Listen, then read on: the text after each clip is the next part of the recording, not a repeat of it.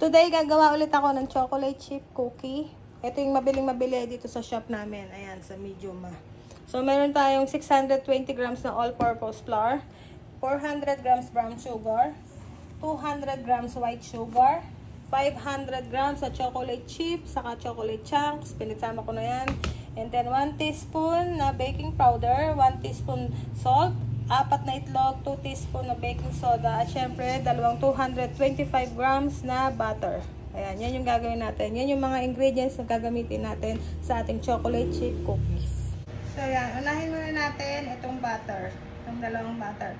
So, kahit anong butter, basta kung ano yung nakasanayin yung gamitin. So, ito kasi mura yung bili ko dito. So, ito yung gagamitin kong butter. Dalawa nito. Ayan, kung mapapansin nyo, malamig siya. Malamig dapat yung butter nyo. Pero soft. Ayan.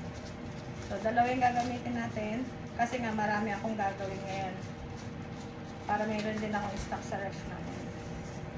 Ayan. Maglagay mo ng dalawa. Ayan. Bibit nyo muna.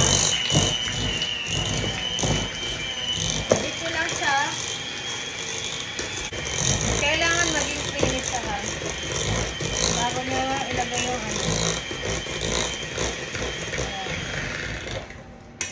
Kapag soft na siya, ayan, yung parang wala ng buo-buo, ayan, ilagay nyo na yung sugar nyo. Itong ating brown sugar. Tapos, ayan, i-hand mixer nyo sa ulit. Mas maganda sana kung meron kayong stand mixer. Ayan.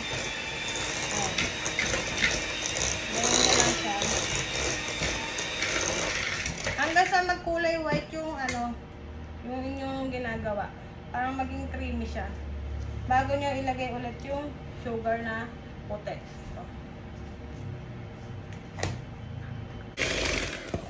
Ayan, pag nahalo nyo na yung brown sugar at ganyan na siya, pwede nyo nang ilagay yung inyong white sugar.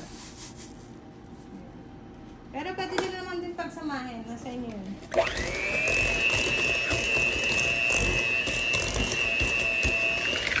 Pag ganito na siya, ayan, pwede nang ilagay yung inyong egg. One at a time lang.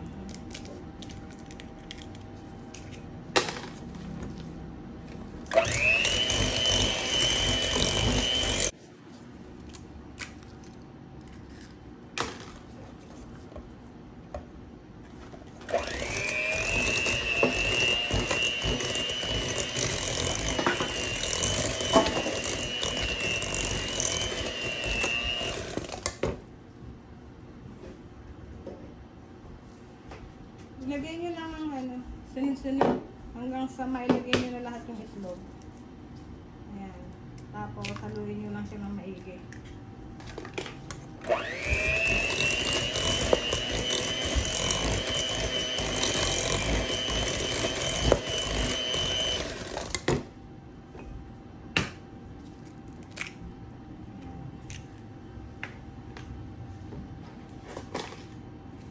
Kalimutan na scrape yung bawat gilid.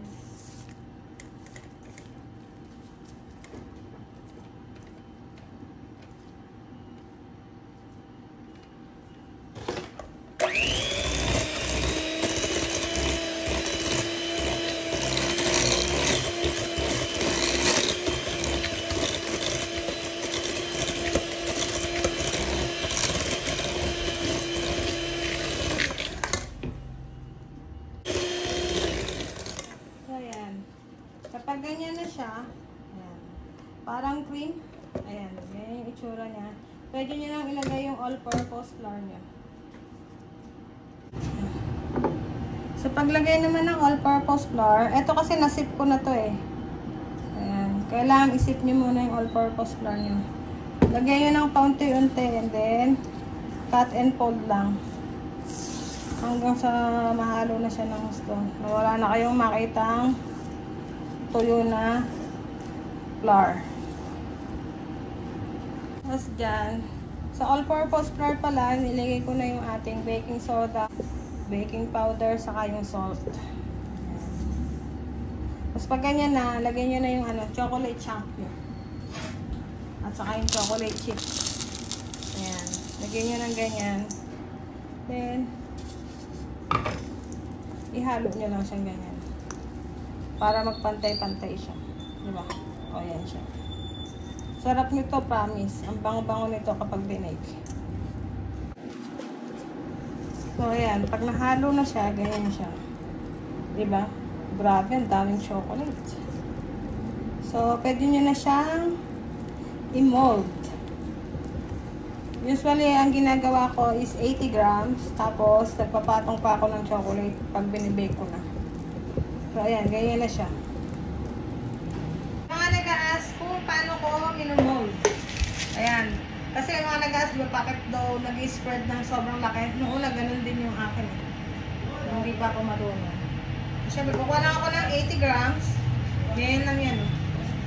Pag nag-80 grams na, syempre yun yung ano ko ha, depende sa inyo kung anong gramo yung inyong mga cookies. Kasi 80 grams yung karaniwan sa akin. 80 to 90 grams. Kasi lalagyan ko pa siya ng, ayan, chocolate button. Nabili ko to sa Shopee. Ayan, nilalagyan ko lang siya ng ganyan. Napaka-importante na i-freezer nito muna na kahit hanggang 4 hours. Basta tumigas lang yung inyong cookies bago nyo siya i-bake. Para hindi siya sobrang lalapat na gano'n. Ayan, ganyan lang siya. Ganun lang kasimple. So, depende sa inyo kung ilang grams yung gusto nyo.